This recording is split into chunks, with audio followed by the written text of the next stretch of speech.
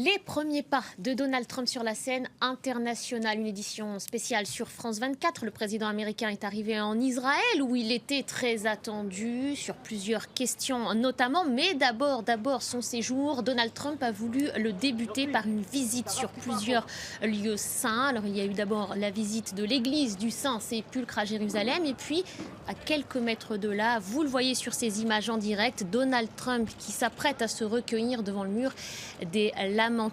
Alors il n'a pas dérogé à la règle, le président américain, il porte une kippa. Jean-Karim Fall, c'est une image hautement symbolique puisque aucun président avant lui ne s'était prêté à cet exercice. Oui, tout à fait, vous avez raison, c'est une image très symbolique puisque c'est la première fois qu'un président américain se rend donc sur le mur des lamentations.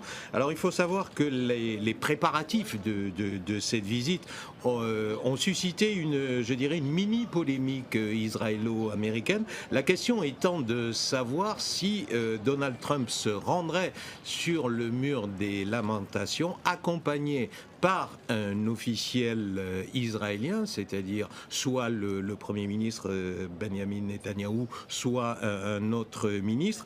Bien entendu, si cela avait été le cas, visiblement, au vu de ce que l'on voit là sur les images, ce n'est pas le cas. Et de toute façon, l'administration américaine avait déjà clairement dit qu'il n'y aurait pas d'officiel israélien aux côtés du président américain sur le mur des lamentations, justement pour que les États-Unis ne prennent pas fait et cause, si vous voulez, dans la polémique sur, je dirais, l'appartenance de Jérusalem. Ça, c'est un détail, je pense, qui est très important, puisque là, on voit le président américain accompagné de son épouse et simplement d'un rabbin qui est en train visiblement d'expliquer ce qui va se passer dans les minutes qui viennent. Et de son gendre également, Jared Kushner, qui est aussi de confession juive, on le sait, et qui est très impliqué dans la vie. Qui a un rôle, effectivement, qui a un rôle de conseiller,